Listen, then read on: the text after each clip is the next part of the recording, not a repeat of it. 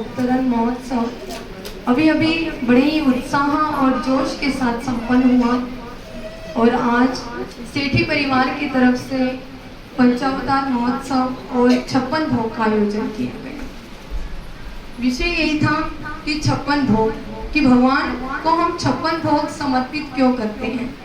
परमेश्वर जो तृप्त है उसको हमारे बनाए हुए पदार्थों की आवश्यकता क्यों। बड़ी सुंदर बात कहते हैं कि जब आप अपने बच्चों को चॉकलेट लेकर देते हैं तो आप बच्चे से चॉकलेट मांगते हैं, आप दूसरी लेकर खा भी सकते हैं, लेकिन फिर भी आप बच्चे से मांगते हैं क्यों? क्योंकि आप देखते हैं कि उसका देने का भाव है या नहीं। ऐसे परमपिता परमेश्वर हैं, वो ऑलरेडी तृप्त है, संतुष्ट हैं, लेकिन जिन्होंने हमें इतना कुछ दिया वो चेक करते हैं कि क्या साल में एक बार आप कुछ ना कुछ अपने अंतकरण के भाव से और श्रद्धा युक्त होकर, विनम्र होकर, क्या आप मुझे समर्पित करते हैं। परमेश्वर आज केवल सिर्फ आपकी श्रद्धा और आपके भाव का स्वीकार करने के लिए यहाँ उपस्थित हुए।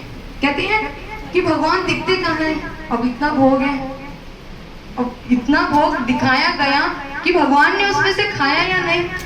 सारे पदार्थ ऐसे ही हैं, थाल खोलो सब ऐसा ही दिखेगा, लेकिन भगवान ने उसमें से क्या खाया। फूल की जब खुशबू लेते हो ना, फूल की जब खुशबू लेते हो तो खुशबू लेने के बाद भी खुशबू वैसी ही रहती है। भगवान भी उस भोजन का वो रस स्वीकार करते हैं और रस स्वीकार होने के बाद वो पदार्थ वैसे ही रहते हैं। हमारे अंतकरण और श्रद्धा जिस समय आप भोग समर्पित कर रहे होते हैं उस समय वो अदृश्य परमपिता परमेश्वर इस समय यहाँ पर उपस्थित होते हैं। वो अपने भक्त के लिए किसी ना किसी रूप में यहाँ आकर उस 56 भोग का स्वीकार अवश्य करते हैं। एक मकान कैसे खड़ा होता है? मकान खड़ा करने से पहले आप क्या करते हो? हाँ जी, नींव रखते हो। और नींव की ईंट दिखाई नहीं देती, लेकिन पूरा मकान उस ईंट पर खड़ा होता है। ऐसे परमपिता परमेश्वर है, वो दृश्य है, दिख नहीं रहे, उनके बिना तो आपका पत्ता नहीं हिल रहा। ऐसी अदृश्य शक्ति सदैव इर्द गिर्द हमारे साथ है, लेकिन उस परमेश्वर को कैसे बुलाना है ये हमारे हाथ है। कि परमेश्वर को आप कैसे बुलाओगे ये आपके हाथ में है। कि भगवान को बुलाने का भाव जितना उत्तम, जितना नीवा होगा, परमेश्वर उतना ही आपकी श्रद्धा का स्वीकार करके आपकी ओर दौड़ते हुए आएंगे। एक छोटी सी कहानी मैं आपको बताऊंगी कि परमेश्वर किस माध्यम से और कैसे मदद करने आते हैं।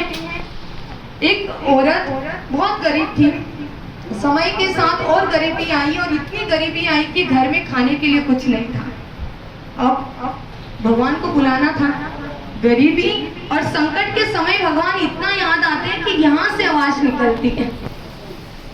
परमेश्वर को जब हम बुलाएं दुख के समय में तो अंतकरण से आवाज निकलती है और उसने भगवान को बुलाया एक रेडियो के माध्यम से। वो संदेश भेज दिया भगवान को रेडियो के माध्यम से कि भगवान अब तो देखो मेरी ओर, अब तो देखो मेरी गरीबी की ओर, अब तो खाने के लिए भी कुछ नहीं बचा। तो वो जो रेडियो का प्रसारण था एक उद्योगपति ने सुना, एक अमीर व्यक्ति ने सुना, हंसा थोड़ा कि क्या बेवकूफ है, भगवान को बुला रही है, भगवान थोड़ी देने आएंगे। कहते हैं चलो क्यों ना इसका मजाक किया जाए।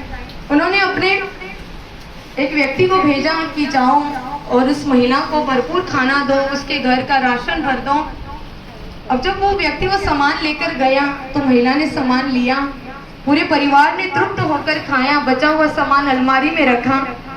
अब वो व्यक्ति हैरान है कि इसने मेरे से अब तक ये पूछा क्यों नहीं कि ये सामान कौन लेकर आया। आखिर में वही व्यक्ति महिला से कहता है कि क्या आप में जिज्ञासा नहीं है ये जानने की कि ये सामान किसने भेजा?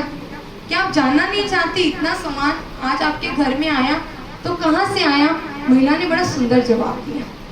कहती मैं क्यों सोचूं, मैं क्यों चिंता करूं, ये सामान किसने भेजा, कहाँ से आया? मुझे मेरे कृष्ण पर इतना विश्वास है कि उसने जिसको भी आदेश दिया होगा किसी ना किसी शैतान ने भेजा होगा। परमेश्वर का पता ऐसा है कि आप अंतकरण में केवल श्रद्धा लेकर आए ये कहानी इसलिए बताई क्योंकि इसी परिवार के पुत्र वधू ने मुझसे फोन पर कहा था कि जब हम इंडिया आएंगे तो हम पंगत करेंगे। देखिए भाव छोटा था, लेकिन जब उसमें परमेश्वर का भाव सम्मिलित हो जाए, उन्होंने भी इतना बड़ा नहीं सोचा था कि आज पंचावतार महोत्सव का आयोजन किया जा रहा है। तो परमेश्वर से जब आप श्रद्धा युक्त होकर इतना सा मांगते हो तो वो इतना देता है।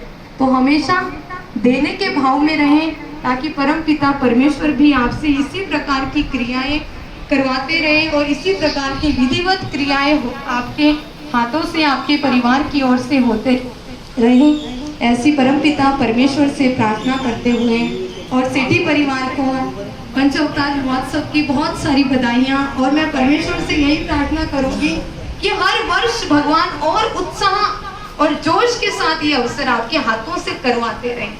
इतनी क्षमता, इतनी शक्ति इस परिवार को मिले कि ये हर साल इसी तरह खड़े होकर ये उत्सव भगवान इनके हाथ से लेते रहे। ऐसे प्रभु के श्री चरणों पर प्रार्थना करते हुए मैं अपने 2 शब्दों को यहीं पर विराम देती हूँ। श्री गोपाल।